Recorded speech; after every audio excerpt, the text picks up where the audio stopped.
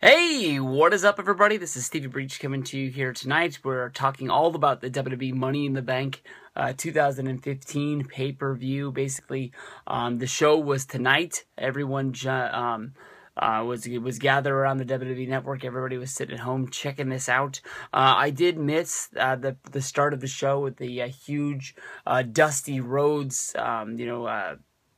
10 bells salute. Everybody, saluting their love for Dusty Rhodes, one of the greatest professional wrestlers of all time. A great touch of class for everybody in WWE. So many of these people, that went through NXT, FCW, were connected to Dusty Rhodes with his promo classes, and I thought that it was an awesome way for them to show their respect. Honestly, they could have waited a day and pulled this off for Monday Night Raw, trying to eat up part of the 3-hour show, but they put this on the pay-per-view, showing how special this is, and this will live on in the infamy of WWE, with this being a show that forever will be on DVD, on Blu-ray, on the WWE Network. It'll be a part of people's collections, and they'll put this show on, and all of a sudden, they had this big memory of Dusty Rhodes, and also, later on in the show, they had a big Dusty Rhodes promo package, I guess you can say, of the greatest things of Dusty, with a great, song, WWE, so many times you don't really notice, they put good promo packages together, but the ones you really remember are the ones that they put together for legends once they pass on. If you're thinking about like the Eddie Guerrero, or, maybe sometimes it's when guys retire, but these were really, really good. Everybody can remember the Macho Man one. That was a couple of years ago. That was probably the last really big wrestling death that happened. But let's get out of gear. We've been going 2 minutes about Dusty Rhodes, and that was a sad day when he passed on, and we're always going to remember him. There he is right here. The American Dream, Dusty Rhodes, daddy. And but this was the good show. I missed the first couple minutes of the Money in the Bank actual ladder match. They kicked off the show with it, a little bit surprising to a lot of people. It's a great match to kick you into a top gear. I know that they led off WrestleMania with the ladder match a few times, but I didn't think that they'd kick off this show with it. But it did put the whole show in perspective. I think that it got you got you going, and the way that they split up the 3 matches that everybody cared about, I think there was a good spot. Sheamus ends up pulling down the Money in the Bank briefcase. He's going to be Mr. Money in the Bank.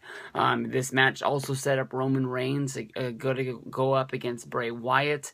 They're going to have a feud. There was a time when it looked like Roman Reigns had cleared the ring. He climbed up to the top of the briefcase. They did the whole Bray Wyatt intro with the place went dark, and all of a sudden he, came out of nowhere, and he was in the middle of the ring underneath the ladder and tipped it over.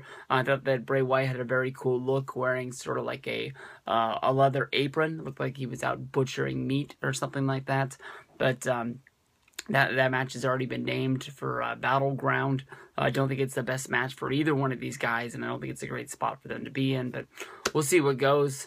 Sheamus as the Money in the Bank is a good thing to do it. I really thought Kofi was going to pull it out. Randy Orton hit some great spots with him getting some RKOs. Neville got to get a few good flips in. He really fit into this match. And Ziggler and Kane, could have seen more of them, but didn't happen today. Nikki Bella gets the surprise win over Paige after Paige pulls I guess you can say a roll-up victory over Brie Bella after the Bellas performed Twin Magic. Paige was able to get the victory, but then was jumped from behind by Nikki after Brie was explaining that she pinned the wrong Bella, and that she had been duped. Got hit with the rack attack, 1, 2, 3. Nikki keeps her title.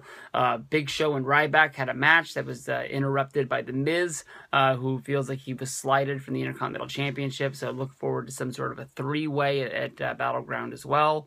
From there, we go right into John Cena versus Kevin Owens. A lot of people are saying that this match was better than the last one. Puts it right up there with the Money in the Bank. I apologize, right up there with the Royal Rumble match, which was Seth Rollins, John Cena, and Brock Lesnar. People are saying that this Cena versus Owens match could be match of the year. Owens takes the fall this time. Cena gets the 1, 2, 3 after a springboard stunner, which led into the big attitude adjustment from John Cena in the 1, 2, 3. Owens is looking like he's going to accept the mutual respect from from John Cena, as Cena comes out to try and shake Owens' hand. After he shakes his hand, he sort of pulls him in and kicks him right in the gut. Cena falls out of the ring, and Owens wins another one. From there, we go into the primetime players getting the surprise victory, becoming the new tag team champions with a big win over the New Day. Titus O'Neil delivers the big blow to get the 1, 2, 3. After this match is when they set up the promo package of Roman Reigns and Bray Wyatt. It seems that's the new thing for WWE. As a pay-per-view or a live special is going on, they will show you a match for the upcoming next month. With no build, no nothing.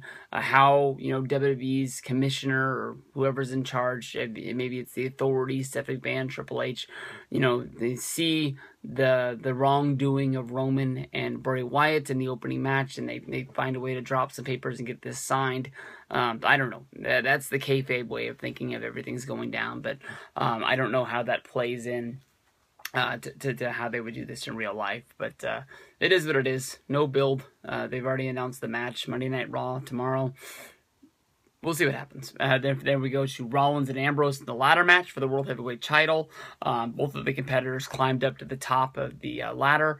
They grabbed the title, and both of them fell down in what looked like it was a tug-of-war on the way to the ground. Rollins ended up with the championship.